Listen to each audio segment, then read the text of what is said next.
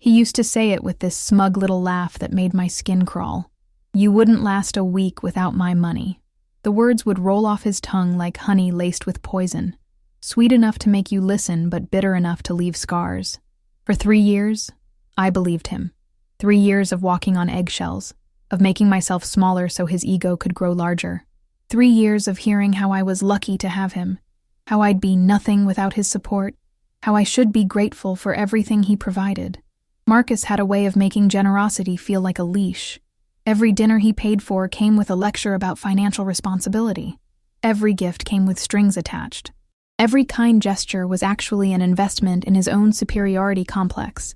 He'd slide his credit card across restaurant tables with the flourish of a king bestowing favor upon a peasant, always making sure I knew exactly who held the power in our relationship. The apartment we shared wasn't even his. I knew that much. He rented it from an elderly man named Mr. Olavo Santos, someone I'd known since childhood. Mr. Santos had been a friend of my late father's, and he'd watched me grow up in our small town before I moved to the city for college. Marcus never mentioned this connection, probably because it would have shattered his carefully constructed image of being the all-powerful provider. But I remembered Mr. Santos. I remembered how he'd ruffle my hair at church picnics, how he'd ask about my studies whenever he saw my mother at the grocery store, how he'd always said I was destined for great things, with that warm smile that crinkled the corners of his eyes. Marcus treated that rental house like his castle, even though he was just another tenant paying monthly rent. He'd strut around, chest puffed out, talking about his property and his investment.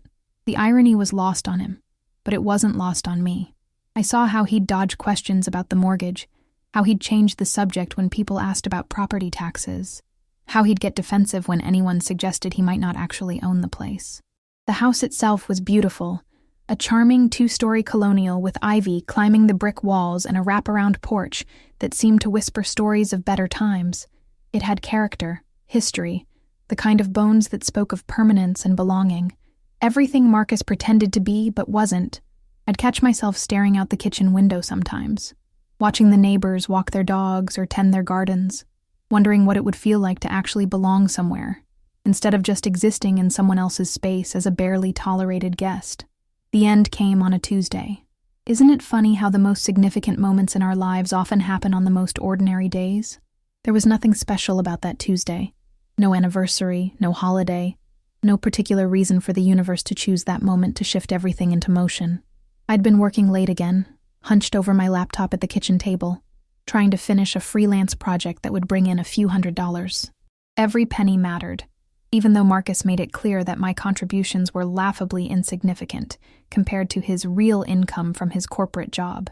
He came home around 9, tie loosened, jacket slung over his shoulder, wearing that particular expression that meant he'd had a bad day and was looking for someone to take it out on.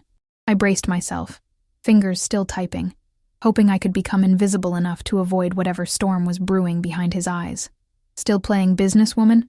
he asked, his voice dripping with condescension as he grabbed a beer from the fridge. "How much did you make today? $50? $100? Really making a difference there, aren't you?" I didn't respond. I'd learned that engaging only made things worse, but my silence seemed to irritate him even more. "You know what your problem is?"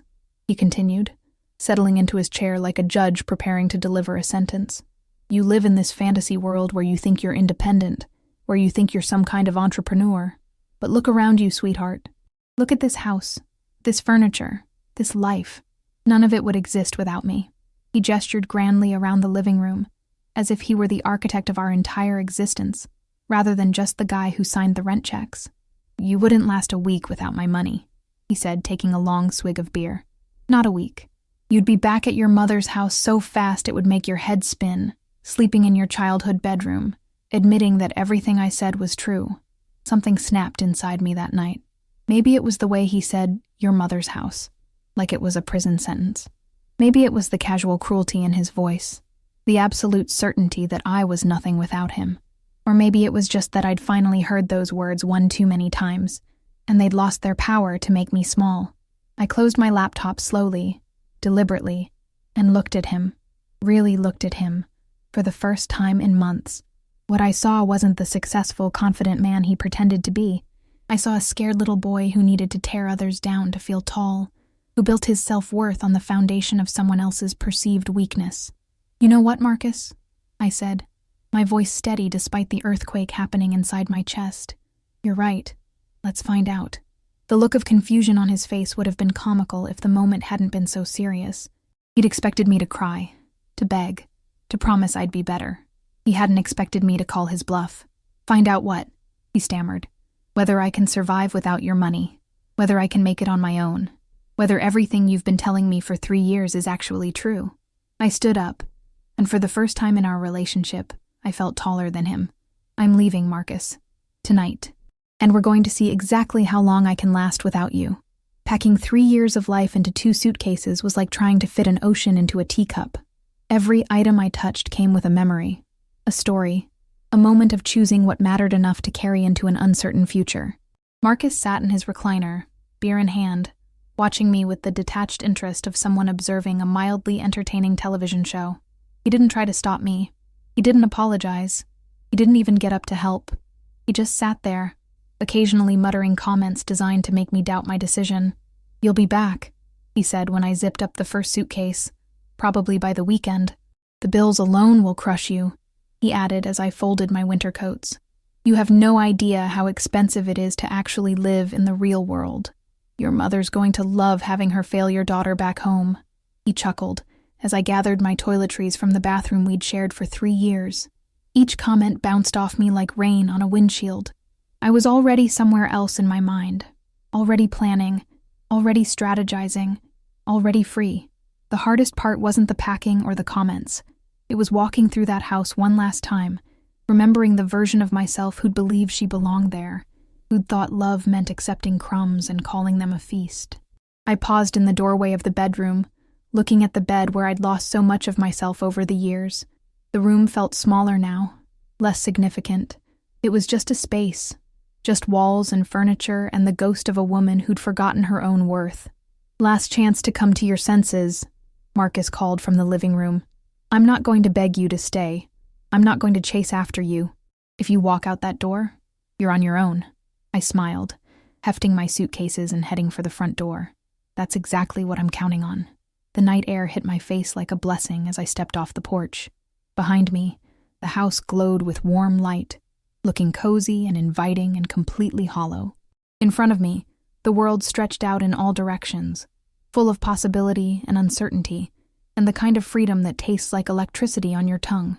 I loaded my suitcases into my car, a modest sedan that Marcus had always criticized for being too small, too old, too embarrassing to be seen in. Tonight, it looked like a chariot. As I drove away, I caught a glimpse of Marcus in the rearview mirror, standing in the doorway, silhouetted against the light. He looked smaller than I remembered, less substantial, like a shadow of the man who'd convinced me I was nothing without him. I didn't look back again. My mother's house welcomed me like a warm embrace at 11:47 p.m. on a Tuesday night in October. She was waiting in the living room, still in her robe, with a cup of tea already brewing, and my childhood bedroom already prepared as if she'd known this day would come. "I'm proud of you," were the first words out of her mouth, and I broke down crying right there in the doorway. 3 years of held-back tears finally finding their way home. She didn't ask questions that night. She didn't say, "I told you so," or lecture me about the red flags she'd undoubtedly seen. She just held me while I cried, the way she had when I was 7 and came home with a scraped knee, the way she had when I was 16 and my first boyfriend broke my heart, the way she had when I was 22 and got rejected from my dream job. "You're going to be okay," she whispered into my hair. "You're going to be better than okay. You're going to be extraordinary." The next morning, I woke up in my childhood bedroom, surrounded by the remnants of the girl I used to be. My old desk sat in the corner, scarred with pen marks and sticker residue. My bookshelf still held the dreams I'd collected in high school: business books, biographies of successful women, journals filled with plans and schemes, and the kind of ambition that burns bright at 18. I'd forgotten that girl existed, the girl who'd believed she could conquer the world, who'd made lists of goals and dreams, and refused to let anyone tell her she was too small, too young, too inexperienced to matter. Marcus had spent 3 years convincing me that girl was naive, foolish, destined for disappointment. But sitting in that room, surrounded by the artifacts of my former self, I realized she hadn't been naive at all. She'd been right. I made coffee in my mother's kitchen, the same coffee maker she'd had since I was in middle school, and sat at the same table where I'd done homework and made plans and dreamed of the life I'd build for myself. The morning light streamed through the windows, painting everything gold, and for the first time in 3 years, I felt like I could breathe. My phone buzzed with a text from Marcus. "How's the real world treating you? Ready to come home yet?" I deleted the message without responding and blocked his number. Some conversations didn't deserve to be finished. The first week was harder than I'd expected, but not in the way Marcus had predicted. The challenge wasn't financial. I'd been secretly saving money for months, small amounts that he'd never noticed, a private emergency fund that had grown larger than even I'd realized. The challenge was psychological. I'd spent 3 years being told I was incapable, incompetent, destined for failure. Those voices don't disappear overnight just because you change your address. They follow you into the shower, whisper to you over coffee, sit on your shoulder like malicious parrots repeating every cruel thing you've ever been told about yourself. But I'd also brought something else with me from that house. Rage. Pure, clean, focused rage that burned like rocket fuel in my chest. Every time I heard Marcus's voice in my head telling me I'd never make it, I'd channel that anger into action. I updated my resume, reached out to old contacts, applied for jobs I'd never considered before. I researched business opportunities, watched YouTube videos about entrepreneurship, read books about women who'd built empires from nothing. I worked 18-hour days, fueled by coffee and determination, and the kind of fury that can move mountains. The freelance work started coming in steadily. Small projects at first, a website here, a marketing campaign there, but each one led to something bigger. I was good at what I did. I'd always been good at it. I'd just forgotten how to believe in myself. Within 3 months, I'd moved out of my mother's house and into a small apartment downtown. It wasn't much, a studio with ancient appliances and neighbors who played music too loud. But it was mine. Every stick of furniture, every dish in the cupboard, every decorative plant on the windowsill belonged to me and only me. I'd never felt so wealthy in my life. The business grew. What started as freelance work evolved into something bigger, something with employees and clients, and a bank account that made me do double takes when I checked the balance. I wasn't just surviving without Marcus's money, I was thriving. But success wasn't enough. Success was just the foundation for what came next. I'd stayed in touch with my mother, of course, but I'd also maintained connections with other people from my hometown. Small towns are like spider webs. Everyone's connected to everyone else, and information travels through those connections like water through a sieve. That's how I learned about Mr. Santos's health scare. Mrs. Rodriguez from the pharmacy mentioned it to my mother, who mentioned it to me during one of our weekly phone calls. A mild heart attack, nothing life-threatening, but enough to make an 80-year-old man start thinking about his mortality and his legacy. He's been talking about selling some of his properties, my mother said casually, the way she always shared gossip, like she was discussing the weather. Says he wants to simplify his life, spend more time with his grandchildren. My heart started beating faster. Which properties? Oh, you know, the ones he rents out in the city. That nice house on Maple Street, the duplex on Fifth Avenue, that colonial on... She paused, rifling through her memory. What was it? Elm Street? Oak Street? 37th Street? I suggested, my voice carefully neutral. That's the one. How did you know? I smiled, my mind already racing with possibilities. Just a lucky guess. That night, I lay in bed staring at the ceiling, pieces of a plan forming in my mind like stars emerging in a darkening sky. It was audacious, potentially expensive, and absolutely perfect. I'd kept tabs on Marcus, of course. Not in a stalking way. I wasn't that kind of person. But in the way you keep track of a dangerous animal you want to avoid. Mutual friends, social media posts he was tagged in. The kind of passive intelligence gathering that happens naturally when you've shared a life with someone. He was still living in the same rental house. Still pretending to be more successful than he actually was. Still dating women who probably had no idea what they were getting themselves into. From what I could gather, he'd been promoted at work, a development he'd probably attributed to his own brilliance rather than the market conditions that had lifted everyone in his department. More importantly, he was still telling people the same story about me. According to Sarah, a mutual friend who'd remained neutral during our breakup, Marcus had been quite vocal about my inevitable failure. He keeps saying you'll be back. Sarah had told me over coffee 6 months after I'd left. He says you're probably struggling, probably regretting leaving him, probably too proud to admit you made a mistake. I'd smiled and ordered another latte. What else does he say? That you were lucky to have him as long as you did. That you'll never find another man willing to put up with your, how did he put it? Your unrealistic expectations and financial incompetence. The words should have hurt. A year ago, they would have sent me spiraling into self-doubt and recrimination. Instead, they felt like intelligence reports from enemy territory, useful information about a threat that no longer had power over me. He's still in the same place, isn't he? I asked casually. That house on 37th Street? Sarah nodded. As far as I know. He talks about it like he owns it, but... She shrugged. You know how Marcus is about the truth. Oh, I knew exactly how Marcus was about the truth, and I was about to use that knowledge in ways he'd never see coming. I drove by the house on a Thursday afternoon, 2 years after I'd left. It looked exactly the same. The ivy a little thicker on the walls, the porch swing still hanging at the same angle, the garden still meticulously maintained by the landscaping service that Mr. Santos paid for. Marcus's car was in the driveway, the same BMW he'd been so proud of, though it looked older now, less impressive. There were new scratches on the bumper, a dent in the passenger door that hadn't been there before. Even his precious car was showing signs of wear. I parked across the street and sat for a moment, studying the house that had once been my prison. It was beautiful. I'd always known that. But now I could see it clearly, without the filter of Marcus's ownership claims or my own insecurities. It was just a house. A very nice house, but just a house. The kind of house that would make an excellent investment property. I pulled out my phone and called information. Yes, I'm looking for Olavo Santos. He should be in the directory for... I named our hometown, then waited while the operator searched. I have 2 listings for that name, she said. Which address? I chose the one I remembered from my childhood, the little house near the church where Mr. Santos had lived for 40 years. The operator connected me, and I listened to the phone ring, my heart hammering against my ribs. Hello? The voice was older, more fragile than I remembered, but still warm. Mr. Santos? This is Elena Martinez. I don't know if you remember me, but I'm Carmen Martinez's daughter. You knew my father, Roberto? Elena! The warmth in his voice was immediate and genuine. Of course I remember you. Little Elena with the big dreams. How are you, mija? It's been so long. I'm doing well, Mr. Santos.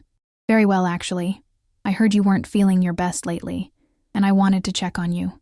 We talked for 20 minutes about his health, his family, my mother, the changes in our hometown. He was sharp as ever, still curious about the world, still invested in the people he cared about.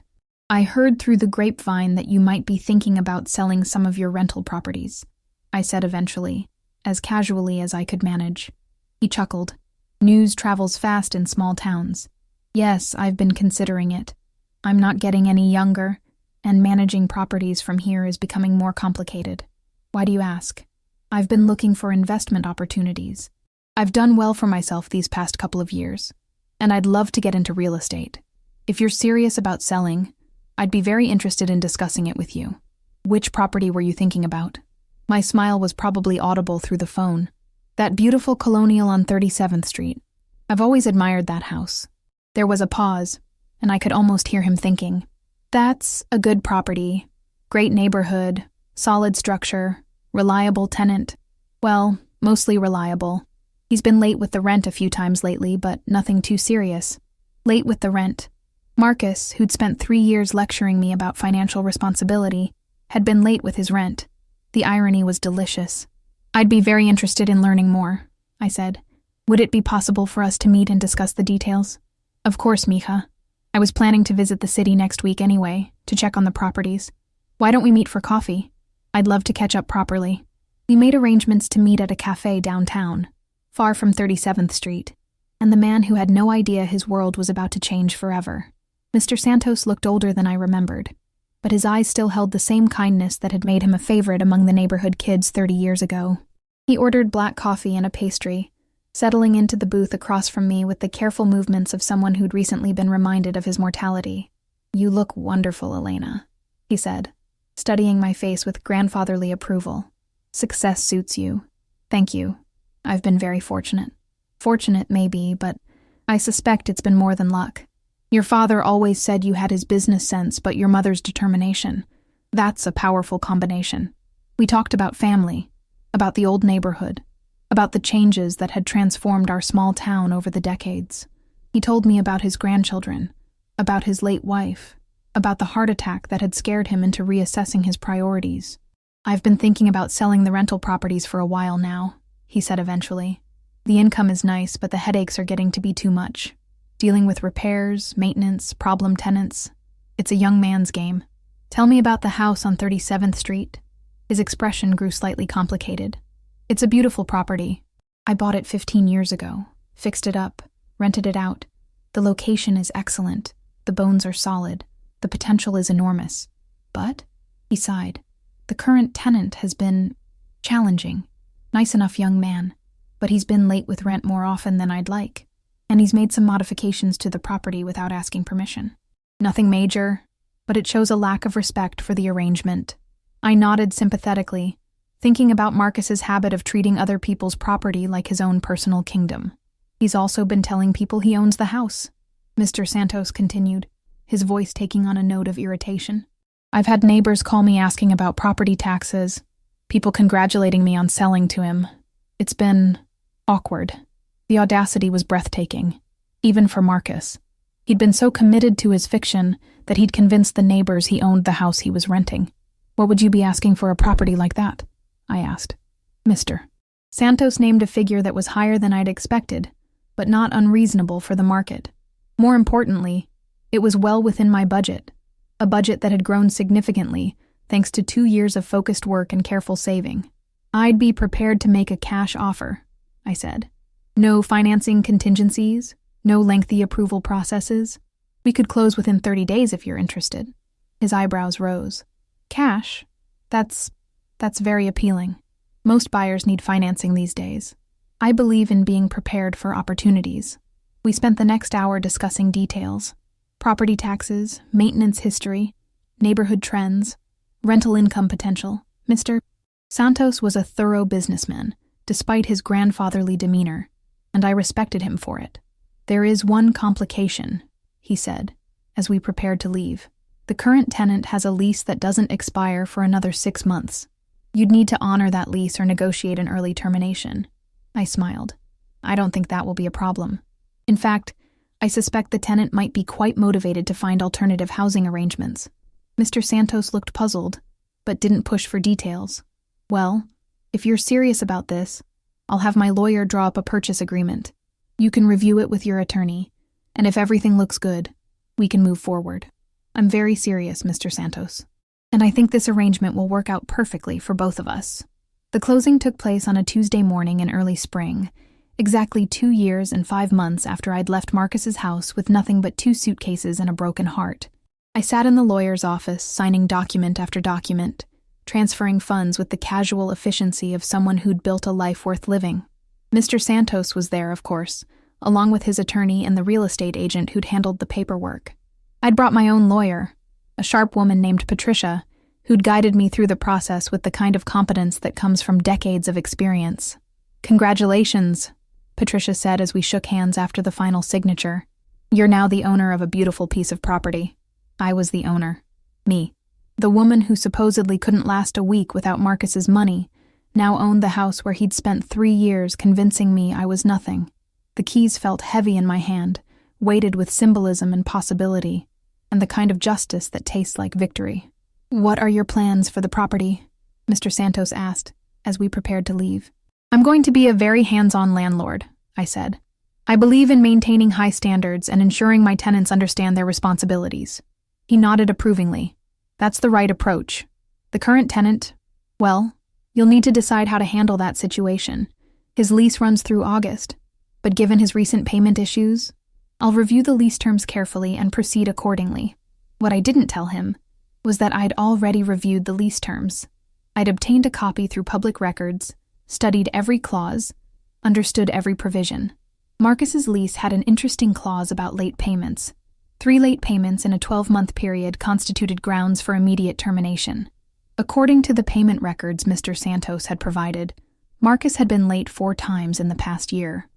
I drove to the house that afternoon, my house, and sat in the driveway for a few minutes, just absorbing the reality of the moment.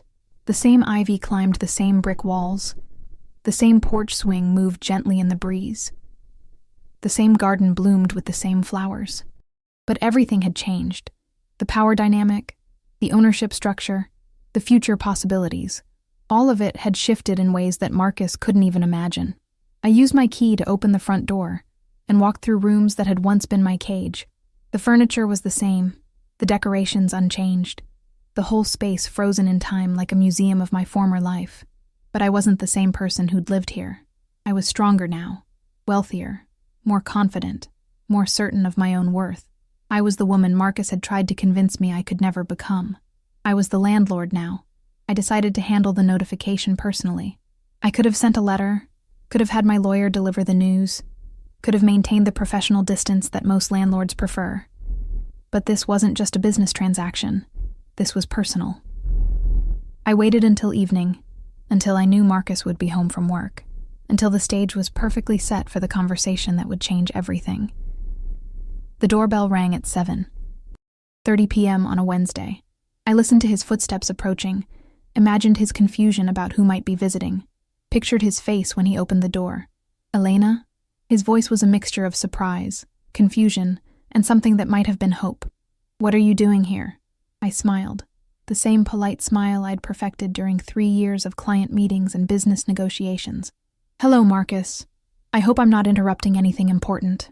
He was wearing the same style of clothes he'd always favored, expensive but trying too hard, successful but insecure. His hair was a little thinner, his face a little more lined, but the arrogance in his posture was exactly the same. No, you're not interrupting. I'm just surprised to see you. It's been, 2 years? 2 years and 5 months, I said precisely. May I come in? I have something important to discuss with you." He stepped aside, still looking bewildered, and I walked into the living room where I'd spent so many evenings listening to him explain why I was inadequate. The space looked smaller than I remembered, less impressive, like a stage set viewed from backstage. "Can I get you something to drink? Coffee? Water?" "No, thank you. This won't take long." I sat down on the couch where I'd once felt so small, and he took the chair opposite me, the same chair where he'd delivered so many lectures about my supposed shortcomings. "So," he said, settling back with the kind of casual confidence that had once intimidated me. "How have you been? I heard you were staying with your mother." "I did stay with my mother for a while. That was very kind of her. And now? Now I have my own place. Several places, actually.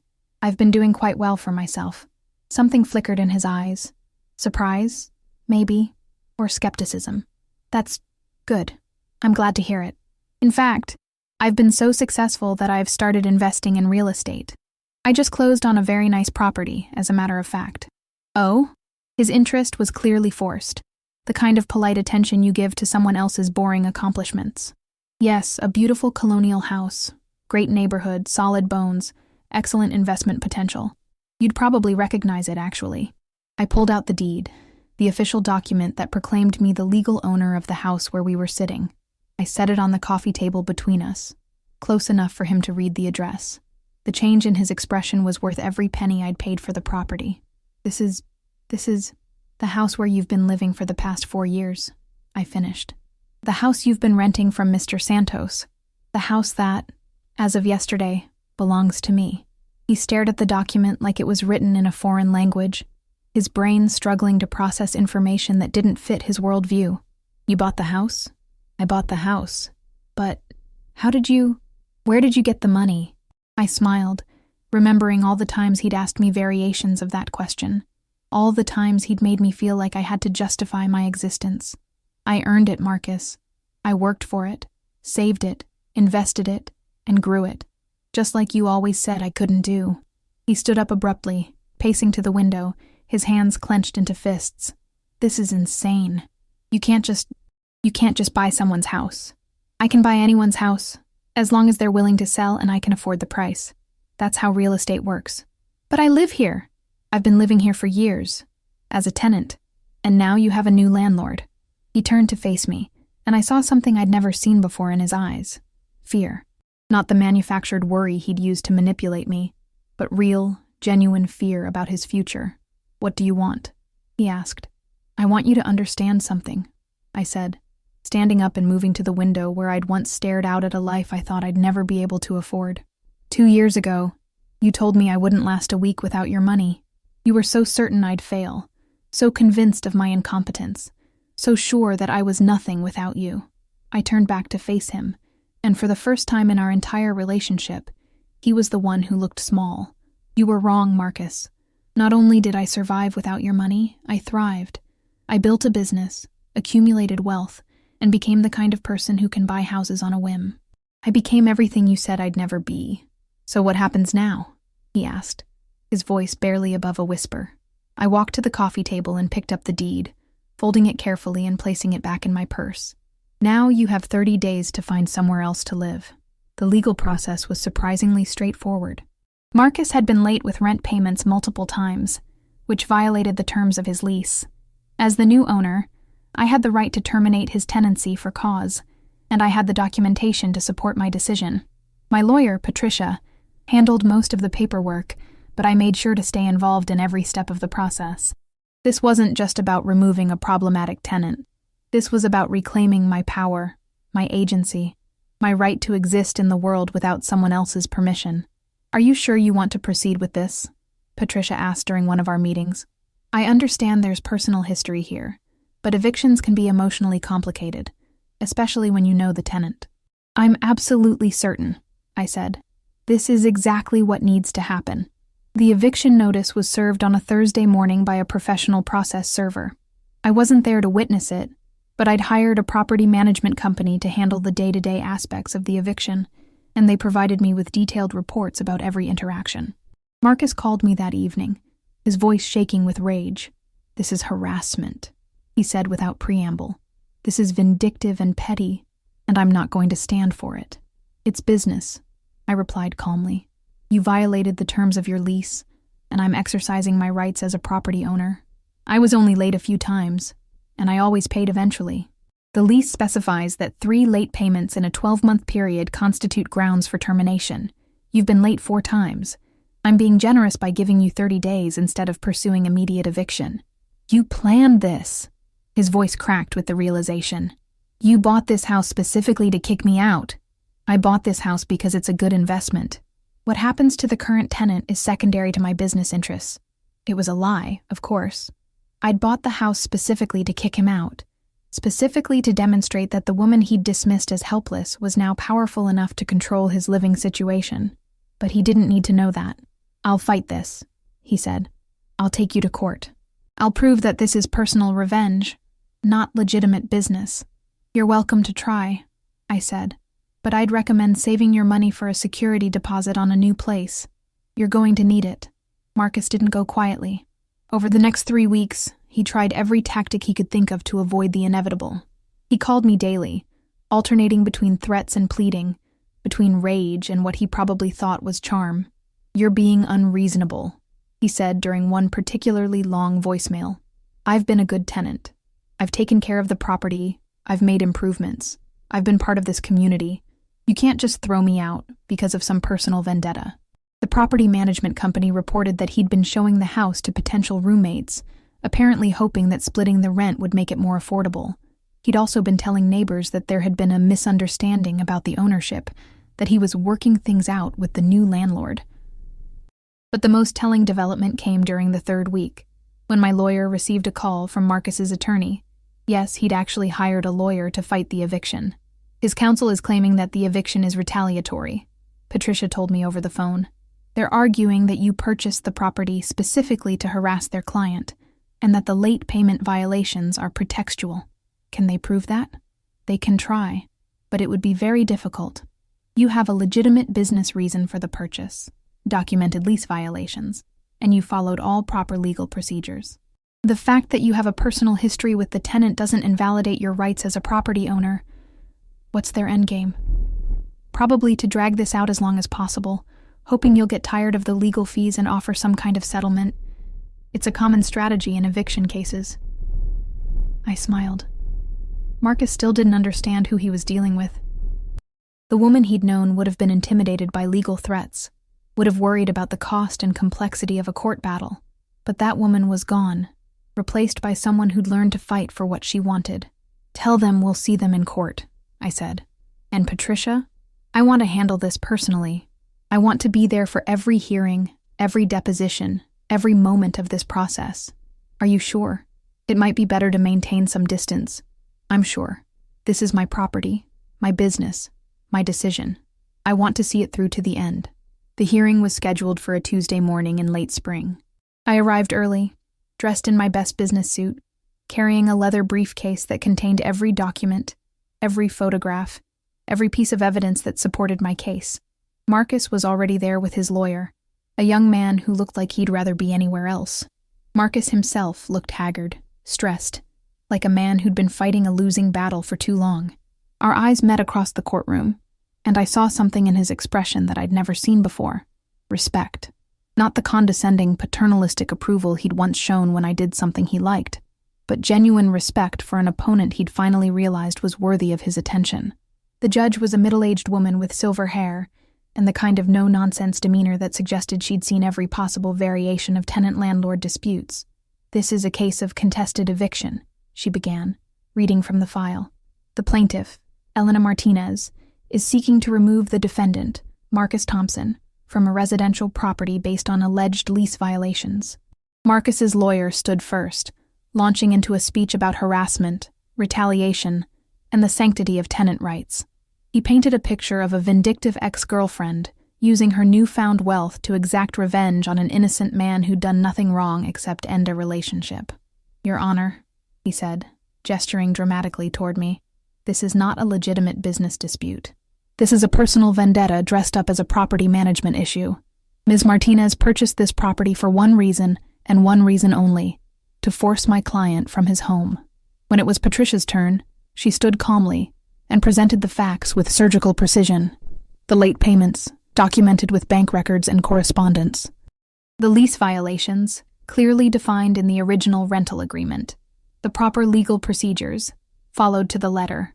"Your Honor," she concluded, "Ms. Martinez's motivations for purchasing this property are irrelevant. She is the legal owner, Mr. Thompson is in violation of his lease terms, and she has every right to terminate his tenancy. Personal relationships do not supersede property rights." The judge asked pointed questions about the payment history, the lease terms, the timeline of events. She reviewed bank records, examined correspondence, studied the original lease agreement that Mr. Santos had signed with Marcus 4 years earlier. "Mr. Thompson," she said finally, "can you dispute that you were late with rent payments on the dates specified in the plaintiff's filing?" Marcus shifted uncomfortably in his seat. "I may have been late a few times, but I always paid eventually. And I made improvements to the property. Can you dispute the dates, yes or no?"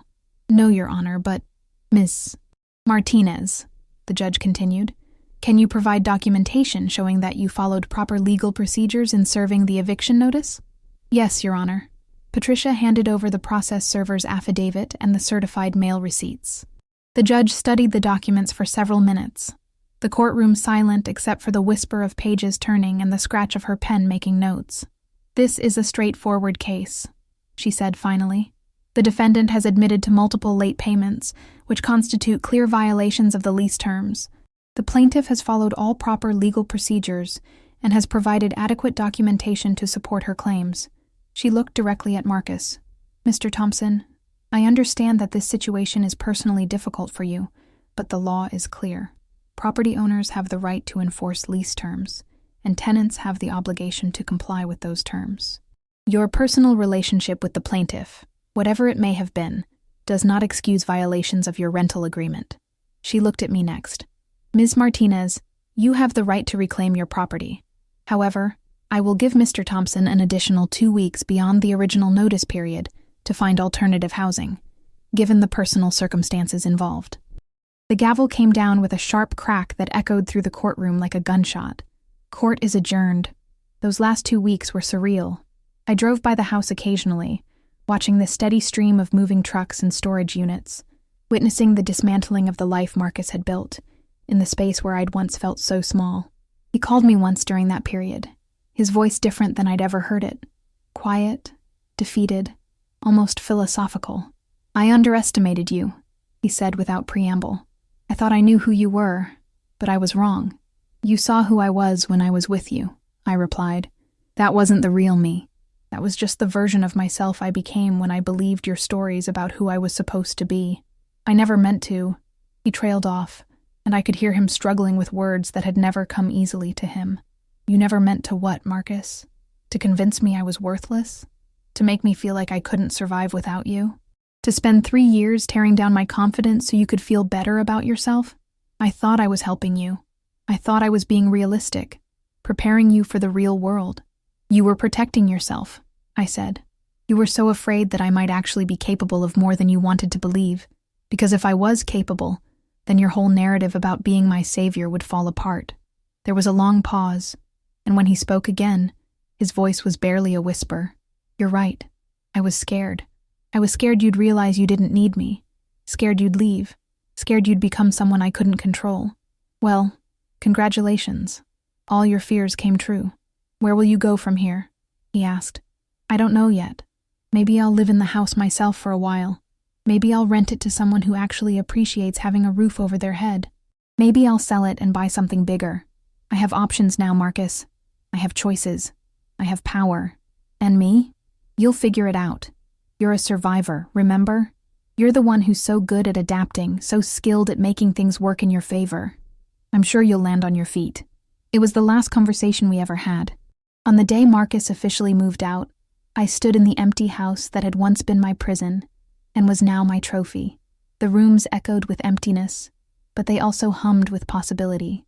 I walked through each space, remembering the woman who'd lived here, the woman who'd believed she was small and helpless and dependent. That woman felt like a character from a book I'd read long ago, someone I'd once known but could barely remember. In the kitchen, I stood at the window where I'd once stared out at a life I thought I'd never be able to afford. Now I owned that life, literally and figuratively. I'd bought it with my own money, earned through my own efforts, built with my own hands. The bedroom where I'd lost so much of myself was empty now, just 4 walls and a window and the ghost of old dreams. I decided that would be my office, the place where I'd plan my next investments, grow my business, build the empire that Marcus had insisted I was incapable of creating. In the living room, I sat in the chair where Marcus had delivered so many lectures about my supposed inadequacies. The chair felt different now, smaller, less imposing, stripped of the power it had once held over me. My phone buzzed with a text from my mother. "How did it go today?" I typed back. "He's gone. The house is mine. I'm free." Her response came immediately. "I'm so proud of you. Your father would be proud too." I smiled, thinking about the girl who'd once sat at my mother's kitchen table, making lists of dreams and goals and plans for the future. She'd been right about everything. She just needed time to become the woman who could make those dreams real. 6 months later, I was featured in a business magazine's 40 Under 40 list. The article described my meteoric rise in real estate investment, my innovative approaches to property management, and my inspiring journey from struggling freelancer to successful entrepreneur. They interviewed me in the house on 37th Street, which I'd renovated into a showcase of modern design and smart home technology. The photographer posed me in the living room, sitting in the chair where Marcus had once held court, now reupholstered in cream-colored leather, and positioned to take advantage of the natural light streaming through windows I'd had enlarged. "What's the secret to your success?" the interviewer asked. I thought about the question carefully, considering all the easy answers I could give. Hard work, good timing, smart investments, market knowledge. All of those things were true, but they weren't the whole truth. I think the secret is understanding that other people's opinions about your capabilities are just that. Opinions, I said finally. They're not facts. They're not prophecies. They're just one person's limited perspective on your unlimited potential. Can you give us an example? I smiled, thinking about Marcus, wondering where he was now, whether he'd read the article, whether he'd recognized the woman in the photographs as the same person he'd once dismissed as helpless. Someone once told me I wouldn't last a week without their financial support. They were so certain I'd fail, so convinced of my incompetence, that they made it the foundation of our entire relationship. For a long time, I believed them. What changed? I decided to test their hypothesis. I left, started over, built something from nothing, And what I discovered was that they weren't just wrong. They were spectacularly, dramatically, completely wrong. I didn't just survive without their money. I thrived. Do you have any advice for other women who might be in similar situations? I thought about all the women who were sitting in living rooms right now, listening to men explain why they were inadequate, why they were lucky to be tolerated, why they should be grateful for whatever scraps of respect they were offered. Trust yourself, I said. Trust your instincts. Trust your abilities. Trust your dreams. Other people will try to convince you that you're not capable of the things you want to achieve, but that's usually because your success threatens their sense of superiority. Don't let anyone else's fear of your potential become your own fear of failure. Any final thoughts? I looked around the room where I'd once felt so small, where I'd once believed I was nothing without someone else's approval, where I'd once accepted crumbs and called them a feast. Success is the best revenge, I said, but it's also the best everything else. It's the best validation, the best therapy, the best proof that you were right to believe in yourself when no one else would. 2 years after the article was published, I received a wedding invitation in the mail. It was from Marcus, announcing his engagement to a woman named Jennifer, who worked in marketing and apparently had no idea about his history of financial and emotional manipulation. I almost threw the invitation away, but something made me pause. Inside, along with the formal wedding announcement, was a handwritten note. Elena, I know this might seem strange, but I wanted you to know that I'm getting married. Jennifer is wonderful, and I'm trying to be a better man for her. I've learned a lot about myself these past few years, and I owe you an apology. You were right about everything, and I was wrong about everything. I'm sorry for the way I treated you, and I'm glad you proved me wrong. You've become exactly the person you were meant to be, and I'm genuinely happy for your success. Marcus. I read the note 3 times, then set it aside and went back to reviewing architectural plans for my latest acquisition, a historic downtown building that I was converting into luxury condominiums. I didn't respond to the invitation. Some chapters of your life deserve to be closed completely, sealed away like artifacts in a museum of who you used to be, but I did keep the note, filed away in a drawer with other mementos from my journey, not as a trophy, but as a reminder that people can change, that growth is possible, that even the most painful experiences can become the foundation for something beautiful. The house on 37th Street is still mine. I've never lived there full-time. I have a penthouse downtown now, with floor-to-ceiling windows and a view of the city that reminds me every morning how far I've come.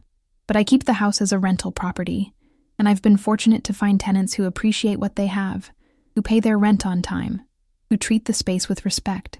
Sometimes I drive by, just to remember. I remember the woman who lived there once, the woman who believed she was small and helpless and dependent. I remember the day she packed 2 suitcases and walked away from everything she thought she knew about herself. Most of all, I remember the moment she realized that other people's opinions about her capabilities were just that, opinions, and that the only opinion that really mattered was her own. The woman who once couldn't imagine surviving a week without someone else's money now owns 17 properties across 3 states. She employs 43 people, sits on 2 nonprofit boards, and has been asked to speak at business conferences about entrepreneurship and financial independence. She did more than survive without his money. She built an empire. And every morning, when she wakes up in her penthouse and looks out at the city spread below her like a map of infinite possibilities, she remembers the most important lesson of all. The best revenge isn't getting even. It's getting everything you ever wanted and getting it entirely on your own terms.